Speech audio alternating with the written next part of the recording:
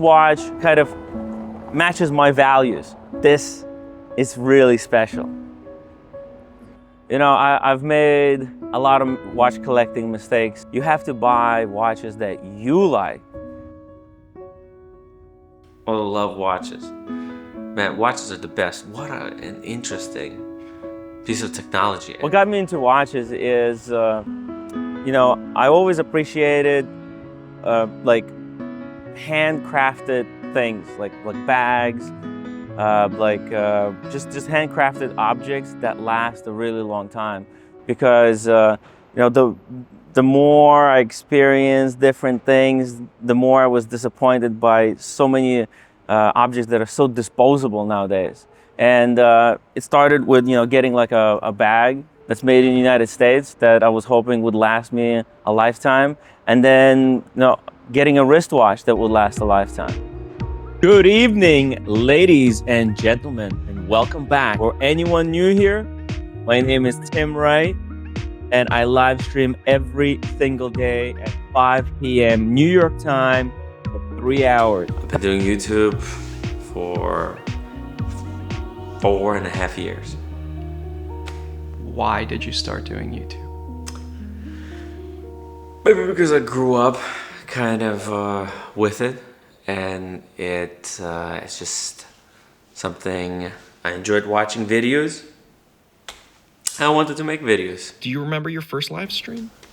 Barely, but it's out there, so it's all documented. I just remember maybe replaying this because of the purple background. I just put those LEDs in.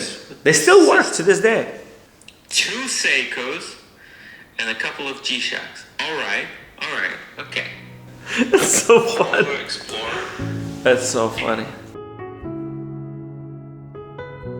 Today I'm wearing a Moritz Grossmann Tremblage wristwatch. This used to belong to a friend that helped me out with the show, and he brought it to show me, and we met at the pub over here. And when I saw it that day, I instantly fell in love with it, with the craftsmanship, with how unique it is, and just it was made with so much love. And when I compared it to like a Rolex that I had, I felt like there's such a big difference between something that's mass-produced, yes, still high quality, but mass-produced, versus something that's so unique and so so special. You know, it's just that respect for things that are made to last a really long time. You know, I've made a lot of watch collecting mistakes in the past 3 years. I learned my lesson. Okay, I was chasing what other people were telling me is the good watch. But what I learned is that you can't make yourself happy buying watches that other people like. You have to buy watches that you like. And that way, you're gonna be really happy because you bought it for the right reasons. You shouldn't be buying watches because they're good investment, because they're recognizable name brand, or because other people say that they have important heritage. No. Like, all that stuff is great, don't get me wrong, but it has to resonate with you, and you have to like the watch. You have to like the watch for your reasons, not for other people's reasons.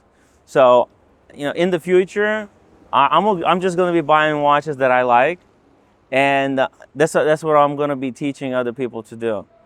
Because so many people bought watches for investment, and guess what? The watch market crashed. They lost thousands of dollars. They tried to become flippers. They tried to make money. Guess what? They dealt with scammers, and they got scammed. They lost the money. Okay? They were told to buy this super historically significant watch, and guess what?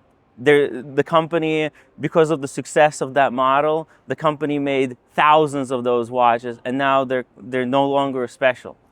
So you can't be buying watches for other people's reasons. You have to buy watches for your reason, watch that you like, that goes with your lifestyle, that you're going to be happy with because you like it. And you know what? I appreciate craftsmanship. I appreciate people doing work with their hands and putting love into the objects.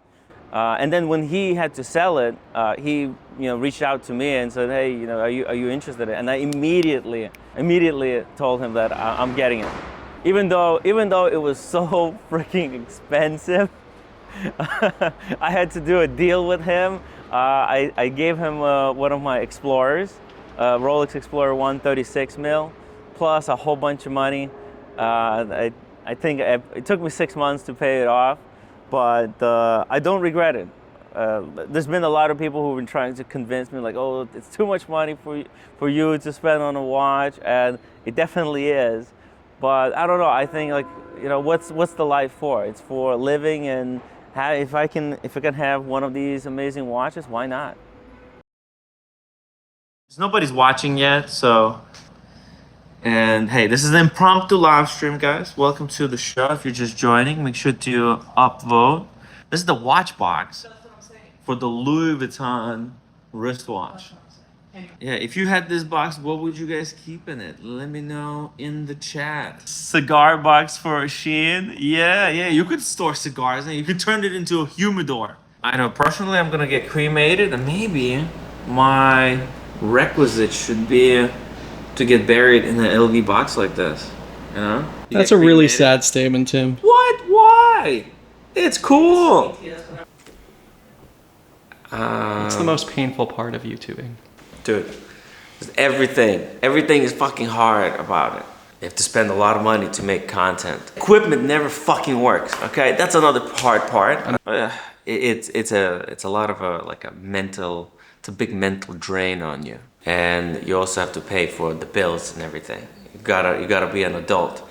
And it's kind of hard to do with this type of a gig. I could have a different type of a job, but this is something that I like doing. It's this kind of entertainment. The way I run my channel is to give opportunity and give voice to everyone, and to be able to discuss all types of controversial watch questions, and to get to understand where people are coming from, and test their logic and see if they're they're right or wrong. There's, technically speaking, there's no right or wrong, but there's different opinions, and see how these opinions relate to each other, and if there is a better way. I'm very thankful for my community, because without the community, I wouldn't be enabled to make all this content, because this is my full-time job, and that's how I survive. Well, it's because they make it possible for me to do what I'm doing. One last thing. Mm-hmm. What's sort of like your definition of happiness? Where are you most content? Where are you most delighted? Mm-hmm. Well, happiness is like. Okay, let me just think about it. Yeah, look, you can't admit on air that it's total, like, it's bad, or I don't know. I guess it's all in reality. Is it hard? It's hard. But when you think about it, is it pretty good? It actually is pretty good. And that's the human condition, right? Like, that you're always fighting with this thing. Or you're happy or you're not happy. And it's good, the variety is really good. You gotta appreciate the good, the bad, and the ugly. I'm happy with everything. Hell yeah. No regrets? No. It's been spectacular so far. I hope you've been enjoying it, having fun with me together on this journey to collect different wristwatches. It's a great time. It's just like being content with what you got. Like, I shouldn't be having this watch, technically speaking, but I got it because I was content with what I had, and opportunity presented itself, and I was able to get it. And I'm happy with it. Today, I'm happy with what I have.